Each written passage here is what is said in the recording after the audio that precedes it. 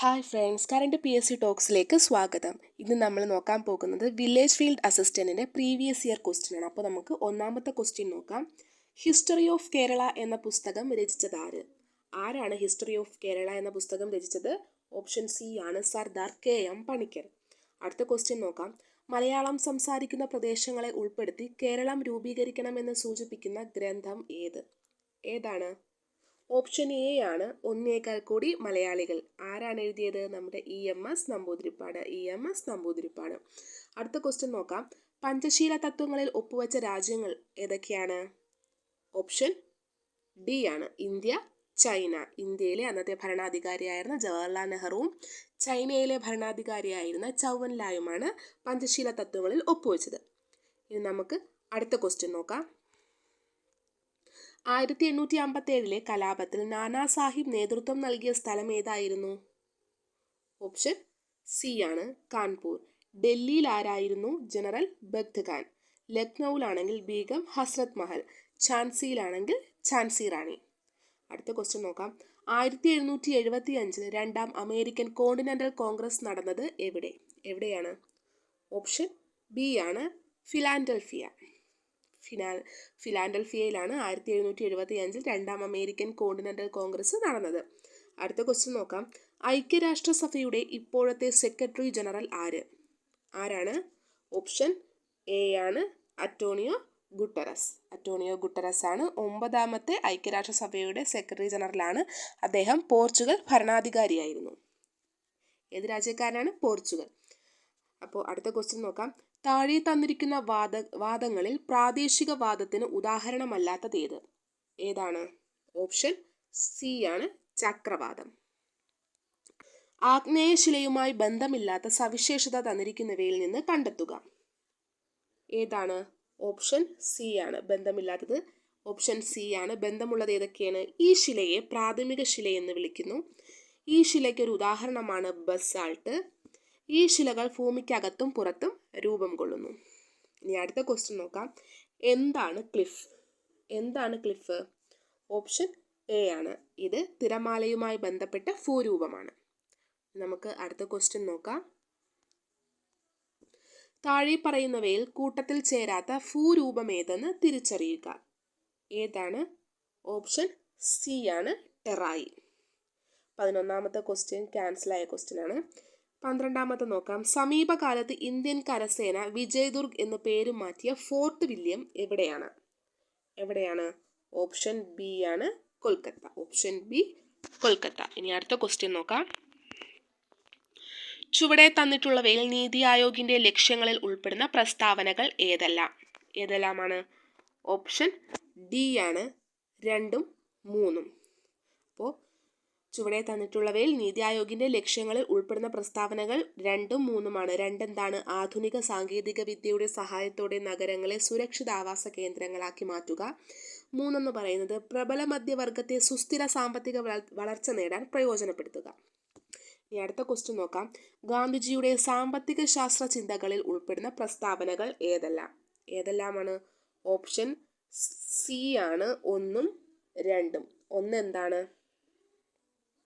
1 എന്ന് പറയുന്നത് സമത്വത്തിൽ അടിയുറച്ച സമ്പദ് വ്യവസ്ഥയുടെ രൂപീകരണം. 3 എന്ന് പറയുന്നത് സ്വയം പര്യാപ്തവും ആശ്രയവുമായ പ്രാദേശിക സമ്പദ് വ്യവസ്ഥ. അപ്പോൾ ഓപ്ഷൻ സി ആണ് 1ഉം 3ഉമാണ് ശരി ഉത്തരം. ഇനി അടുത്ത ക്വസ്റ്റ്യനിലേക്ക് പോകാം. ചുവടെ തന്നിട്ടുള്ളവയിൽ തെറ്റായ ജോഡി ഏതാണ്? ചുവടെ തന്നിട്ടുള്ളവയിൽ തെറ്റായ ജോഡി ഏതാണ്?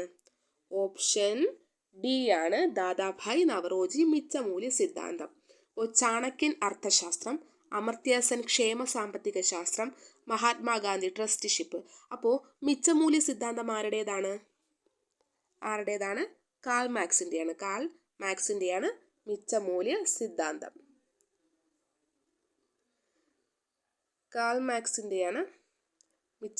സിദ്ധാന്തം. ഇനി അടുത്ത ക്വസ്റ്റ്യൻ നോക്കാം. താഴെ തന്നിട്ടുള്ളവരിൽ 2024 പത്മവിഭൂഷൺ ബഹുമതി ലഭിച്ച വ്യക്തി ആരാണ്? ഓപ്ഷൻ എ ആണ് പത്മ സുബ്രഹ്മണ്യം. ഇനി അടുത്ത ക്വസ്റ്റ്യനിലേക്ക് പോകാം. ചുവടെ തന്നിട്ടുള്ളവയിൽ ഉൽപാദക ഘടകമായ മൂലധനത്തിന്റെ സവിശേഷതകളിൽ ഉൾപ്പെടുന്ന പ്രസ്താവനകൾ ഏതെല്ലാമാണ്? ഓപ്ഷൻ ബി ആണ് 1ഉം 2ഉം. ഒന്ന് എന്താണ്? മൂലധനം മറ്റെല്ലാ ഉൽപാദക ഘടകങ്ങളെയും സഹായിക്കുന്നു. രണ്ടെന്ന് പറയുന്നത് മൂലധനം തൊഴിലാളികളുടെ ഉൽപ്പന്ന നിർമ്മാണത്തിനുള്ള ശേഷി വർദ്ധിപ്പിക്കുന്നു. അപ്പോൾ ഓപ്ഷൻ ബി ആണ്. അടുത്ത ക്വസ്റ്റ്യൻ നോക്കാം.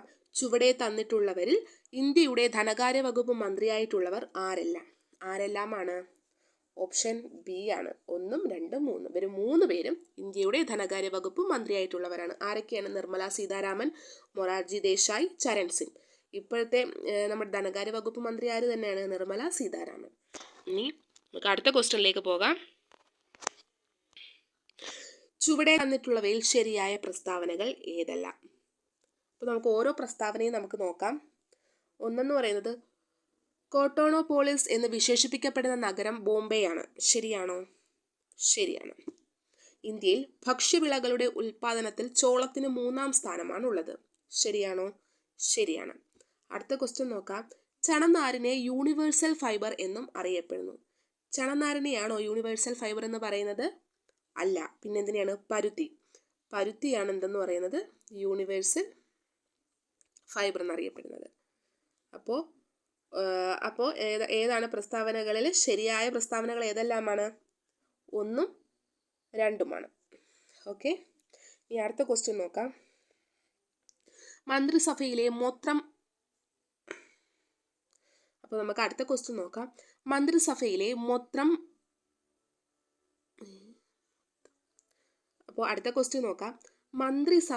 മൊത്തം മന്ത്രിമാരുടെ എണ്ണം ലോകസഭയിലെ മൊത്തം അംഗങ്ങളുടെ 15% കവിയാൻ പാടില്ല എന്ന് വ്യവസ്ഥ ചെയ്ത ഭരണഘടനാ ഭേദഗതി ഏതാണ്? ഓപ്ഷൻ ബി ആണ് 91ാം ഭരണഘടനാ ഭേദഗതി. എന്താണ് 91ാം ഭരണഘടനാ ഭേദഗതിയിൽ പറയുന്നത്? മന്ത്രിസഭയിലെ മൊത്തം മന്ത്രിമാരുടെ എണ്ണം ലോകസഭയുടെ മൊത്തം അംഗങ്ങളുടെ 15% കവിയാൻ പാടില്ല. അപ്പോൾ നമുക്ക് ഇവിടെ നോക്കാം. 42ാം ഭരണഘടനാ ഭേദഗതി എന്തെന്നാണ് നമ്മൾ അറിയപ്പെടുന്നത്? മിനി കോൺസ്റ്റിറ്റ്യൂഷൻ എന്നറിയപ്പെടുന്ന ഭരണഘടനാ ഭേദഗതിയാണ് 42ാം ഭരണഘടനാ ഭേദഗതി എന്നറിയപ്പെടുന്നത്. ആരുടെ കാലത്താണ്? ഇന്ദിരാഗാന്ധി സർക്കാരിൻ്റെ കാലത്താണ് നമ്മുടെ മിനി കോൺസ്റ്റിറ്റ്യൂഷൻ 42ാം ഭേദഗതി കൊണ്ടുവന്നത്. ഇനി 52ാം ഭരണഘടനാ ഭേദഗതിയിൽ എന്താണ് പറയുന്നത്? കൂറുമാറ്റ നിരോധന നിയമമാണ് 52ാം ഭരണഘടനാ ഭേദഗതിയിൽ പറയുന്നത്. ഇനി 73ാം ഭരണഘടനാ ഭേദഗതിയിൽ എന്താണ് പറയുന്നത്? പഞ്ചായത്തി രാജ് സംവിധാനം പറയുന്നത് 73ാം ഭരണഘടനാ ഭേദഗതിയിലാണ്. അപ്പോൾ മിനി കോൺസ്റ്റിറ്റ്യൂഷൻ എന്നറിയപ്പെടുന്നത് 42ാം ഭരണഘടനാ ഭേദഗതിയാണ്. 52ാം ഭരണഘടനാ ഭേദഗതി കൂറുമാറ്റ നിരോധന നിയമമാണ്. 73 ആണെങ്കിൽ പഞ്ചായത്തി രാജ് സംവിധാനം. ഇനി അടുത്ത ക്വസ്റ്റ്യനിലേക്ക് നമുക്ക് പോകാം. രാജ്യസഭയുമായി ബന്ധപ്പെട്ട ശരിയായ പ്രസ്താവനകൾ കണ്ടെത്തുക. ഏതാണ്? ഓപ്ഷൻ സി ആണ്. 1ഉം 2ഉം 3ഉം 4ഉം പ്രസ്താവനകൾ മാത്രമാണ് ശരി. ഓപ്ഷൻ സി ആണ്. 2ഉം 3ഉം 4ഉം പ്രസ്താവനകൾ മാത്രമാണ് ശരി. എന്താണ് ക്വസ്റ്റ്യൻ? രാജ്യസഭയുമായി ബന്ധപ്പെട്ട ശരിയായ പ്രസ്താവനകൾ. 2 എന്ന് പറയുന്നത് എന്താണ്? രാജ്യസഭ ഒരു സ്ഥിരം സഭയാണ്. രാജ്യസഭ ഇന്ത്യയിലെ സംസ്ഥാനങ്ങളെ പ്രതിദാനം ചെയ്യുന്നു. ധനബിൽ ആരംഭിക്കാനുള്ള അധികാരം രാജ്യസഭയ്ക്കില്ല. അപ്പോൾ ഇത് 3ഉമാണ് നമ്മുടെ രാജ്യസഭയുമായി ബന്ധപ്പെട്ട ശരിയായ പ്രസ്താവനകൾ. ഇനി അടുത്ത ക്വസ്റ്റ്യനിലേക്ക്. തദ്ദേശ സ്വയംഭരണ സ്ഥാപനങ്ങൾക്ക് ഭരണഘടനാ അംഗീകാരം ശുപാർശ ചെയ്ത കമ്മിറ്റി ഏതാണ്? ഓപ്ഷൻ എ ആണ് PK തുങ്കൻ കമ്മിറ്റി. ബൽവന്ത് റായ് മേത്ത കമ്മിറ്റിയും അശോക് മേത്ത കമ്മിറ്റിയും പഞ്ചായത്തി രാജ് സംവിധാനവുമായി ബന്ധപ്പെട്ടതാണ്. സർക്കാരിയ കമ്മീഷൻ ഏതുമായി ബന്ധപ്പെട്ടതാണ്? കേന്ദ്ര സംസ്ഥാന ബന്ധങ്ങളെക്കുറിച്ചുള്ള കമ്മീഷനാണ് സർക്കാരിയ കമ്മീഷൻ. ഇനി അടുത്ത ക്വസ്റ്റ്യൻ നോക്കാം. താഴെ തന്നിട്ടുള്ളവയിൽ ഭരണഘടനയുടെ 4ാം അധ്യായത്തിൽ പെടാത്തത് ഏതാണ്? ഓപ്ഷൻ ഡി ആണ് 3ഉം 4ഉം എന്നിവ. അപ്പോൾ താഴെ കൊടുത്തിരിക്കുന്നവയിൽ ഭരണഘടനയുടെ 4ാം അധ്യായത്തിൽ പെടാത്തത് 3ഉം 4ഉമാണ്. ഏതൊക്കെ? അപ്പോൾ 4ാം അധ്യായത്തിൽ ഉൾപ്പെടുന്നത് ഏതൊക്കെയാണ്? തുല്യ ജോലിക്ക് തുല്യ വേതനവും ഏകീകൃത സിവിൽ നിയമവും. ഇത് രണ്ടുമാണ് ഭരണഘടനയുടെ 4ാം അധ്യായത്തിൽ പെടുന്നത്. 2024 ലോക്സഭാ തെരഞ്ഞെടുപ്പ് സമയത്ത് മാതൃകാ പെരുമാറ്റച്ചട്ടം ലംഘിക്കുന്നതും ക്രമക്കേടുകളും പരാതികളും അറിയിക്കുന്നതിന് പൗരന്മാർക്ക് വേണ്ടി ഇന്ത്യൻ തിരഞ്ഞെടുപ്പ് കമ്മീഷൻ തയ്യാറാക്കിയ മൊബൈൽ ആപ്ലിക്കേഷൻ ഏതാണ്? ഓപ്ഷൻ ഡി ആണ് സി വിജിൽ. അടുത്ത ക്വസ്റ്റ്യൻ നോക്കാം. ചേരുംപടി ചേർത്തവ പരിശോധിക്കുക. ഏതാണ് വരുന്നത്? ഓപ്ഷൻ ബി ആണ്. 1ഉം 2ഉം ആണ് ശരി. ഒന്നെന്ന് പറയുന്നത് യൂണിയൻ ലിസ്റ്റിൽ പ്രതിരോധവും ആണവോർജവുമാണ് വരുന്നത്. സംസ്ഥാന ലിസ്റ്റിൽ കൃഷിയും മത്സ്യബന്ധനവുമാണ് വരുന്നത്. അടുത്ത ക്വസ്റ്റ്യൻ നോക്കാം. നിലവിലെ കേന്ദ്ര പാർലമെന്ററി കാര്യവകുപ്പ് മന്ത്രി ആര്? ഓപ്ഷൻ ഡി ആണ് കിരൺ റിജിജു. ഇപ്പോഴും കിരൺ റിജിജു ആണ്. ഇനി അടുത്ത ക്വസ്റ്റ്യൻ നോക്കാം. സംസ്ഥാന മനുഷ്യാവകാശ കമ്മീഷനുമായി ബന്ധപ്പെട്ട പ്രസ്താവനകളിൽ ശരിയായത് കണ്ടെത്തുക. ഏതാണ് വരുന്നത്? ഓപ്ഷൻ ബി ആണ് 2ഉം 3ഉം. ശരിയായത് 2ഉം 3ഉമാണ്. 2 പറയുന്നത് ചെയർപേഴ്സൺ ഉൾപ്പെടെ 3 അംഗങ്ങളാണ് കമ്മീഷനിലുള്ളത്. 3 പറയുന്നത് വിരമിച്ച ഹൈക്കോടതി ചീഫ് ജസ്റ്റിസ് അല്ലെങ്കിൽ ഹൈക്കോടതി ജഡ്ജി ആയിരിക്കും മനുഷ്യാവകാശ കമ്മീഷന്റെ അധ്യക്ഷൻ. ഇനി അടുത്ത ക്വസ്റ്റ്യൻ നോക്കാം. വിവരാവകാശ നിയമത്തിന്റെ ലക്ഷ്യങ്ങളുമായി ബന്ധപ്പെട്ട പ്രസ്താവനകളിൽ ശരിയായത് കണ്ടെത്തുക. ഏതാണ് ശരി? ഓപ്ഷൻ ഡി എല്ലാം ശരിയാണ്. 1 പറയുന്നത് അഴിമതി നിയന്ത്രിക്കുന്നതിന്, 2 ഉദ്യോഗസ്ഥർക്കിടയിൽ ഉത്തരവാദിത്ത ബോധം ഉണ്ടാക്കുന്നതിന്, 3 ഗവൺമെന്റിന്റെ പ്രവർത്തനങ്ങൾ സുതാര്യമാക്കുന്നതിന്. ഇനി അടുത്ത ക്വസ്റ്റ്യൻ നോക്കാം. ലോക തണ്ണീർത്തട ദിനം എന്നാണ്? ലോക തണ്ണീർത്തട ദിനം ഓപ്ഷൻ എ ഫെബ്രുവരി 2 അടുത്ത ക്വസ്റ്റ്യൻ നോക്കാം. കേരള സംസ്ഥാനത്തിലെ തൊഴിൽ വകുപ്പ് മന്ത്രി. ഇപ്പോൾ നമ്മുടെ തൊഴിൽ വകുപ്പ് മന്ത്രി ആരാണെന്ന്? ബിന്ദു കൃഷ്ണയാണേ. ബിന്ദു കൃഷ്ണ. ഇത് നേരത്തെ ക്വസ്റ്റ്യൻ അല്ലേ, അപ്പോൾ ഇപ്പം മാറിയില്ലേ? ബിന്ദു കൃഷ്ണയാണ്. ഇനി അടുത്ത ക്വസ്റ്റ്യൻ നോക്കാം.